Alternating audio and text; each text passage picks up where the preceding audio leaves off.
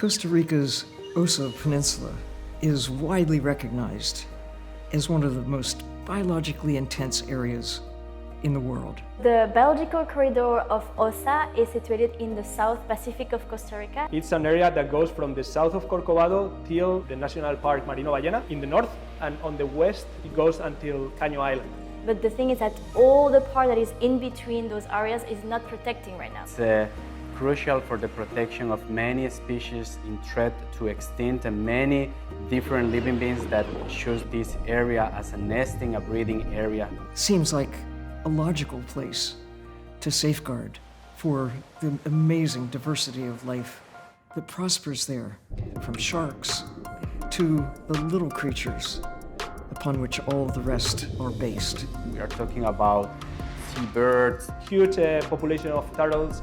We have a lot of invertebrates. We have the coral reef, because coral reef are endangered. There are different species of corals endangered in this part of the country.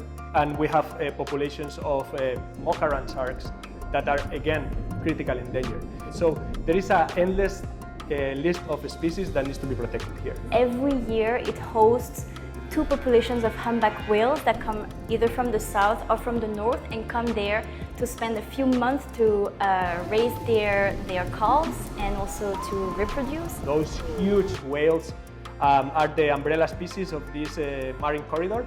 Everyone loves whales, and so they are a very important also element for the tourism and for the ecotourism. If it was to happen that these areas didn't exist anymore, I mean, where would they go?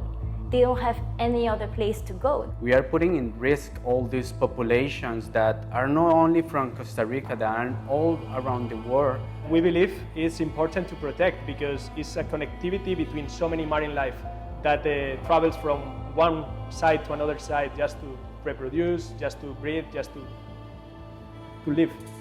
This is a time to do what seems logical.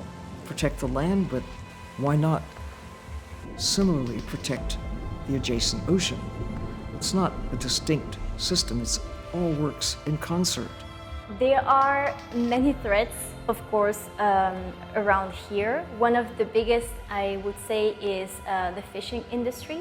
So there's a big problem, especially with the long line fishing. Those are huge fishing lines that can reach up to 100 kilometers long, which is completely crazy.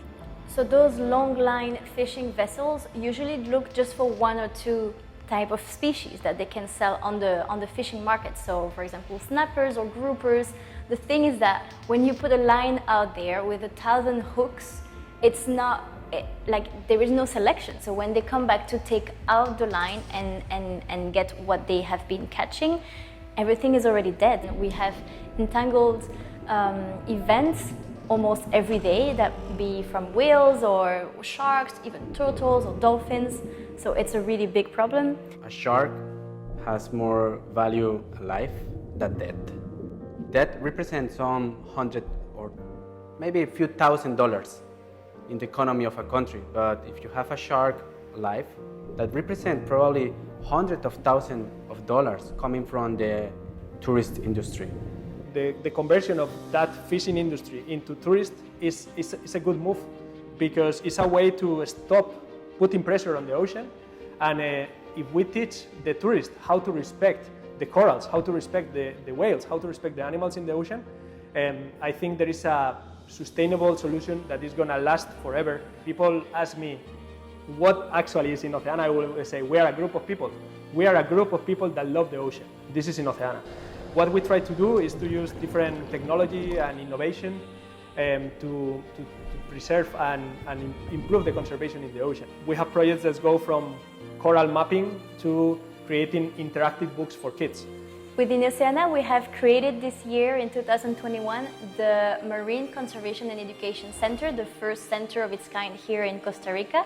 And the idea with this center is really to raise awareness, educate the community and the tourism, and also, of course, keep doing a lot of research, bring in a lot of data in order to prove to the governments and to the local authorities that change needs to be made and that this area needs to be protected. The full protection of this corridor, this river of life adjacent to OSA Peninsula, safeguarding what people value most, life itself, will be enhanced. The work of Oceana during the last 3 years in Costa Rica has been about understanding the animals, understanding the health of the ecosystems, mapping the coral, working closely with the communities, working closely with the rangers. In order to create a marine protected area, the government needs proof. It needs data, it needs concrete details on what is happening in order to take decisions. By including the community with us in all those research, we've seen a huge change in their habits. Costa Rica is a Latin American country that it's considered around the world like a third world country, and well, that's something determined by the economy of each of the countries. But when you are in here and you see closer how much richness we have in nature, it's a rich coast, full of life. In general, I would say that Costa Rica is very keen to keep protecting the ocean, but there is a lot to be done. Local communities live here. They live because the fish, they live because the tourists, they live because all of that industry. So if they don't protect it, they are not going to have a future. If the community is not working together in this with us and with the country, there is nothing we can do. So we need the community. We have destroyed so much the marine ecosystem. We have lost so much of biodiversity. We have seen how coral reef is disappearing, seagrass is disappearing. The ocean has seemed infinite, able to recover from whatever we put in or whatever we take out. But now we know. We understand that the ocean is in trouble. That means not only is the ocean at risk, we're at risk. If we don't have the ocean that is providing with food, providing with the carbon sequestration, is providing with oxygen. And the truth is that we are getting close to a situation where it's going to be too late. But now is not too late. So now is the moment. We need to act. We need to support the communities. We need to work closely with the small organizations and make the difference. It's already changing. There's so many initiatives around the world. There's so many things happening, so many projects, so many people trying to fight to save the ocean. And that is a big hope for me because I really see how it's evolving. Local organizations, community organizations, like in Oceana, for example, we believe are very important. We work in the front line. We are the first line in the work of conservation. So we go into the water, we work with the community, we work with the rangers, we work with the schools. We are in the reality. Small organizations are the organizations that are going to save the oceans, probably, but only if people support. This is the solution. Supporting those organizations, getting involved with those organizations that are in the front line for the ocean protection is key. Go online, look for the organization nearby or wherever and support them, because this is what is needed. I think that probably it's not the best moment, because I would like to live in the time that nature were proliferant and rich everywhere. But I am happy that I am in this moment because it's easier for me to show how important it is to do the small actions. Doesn't really matter what you are good at.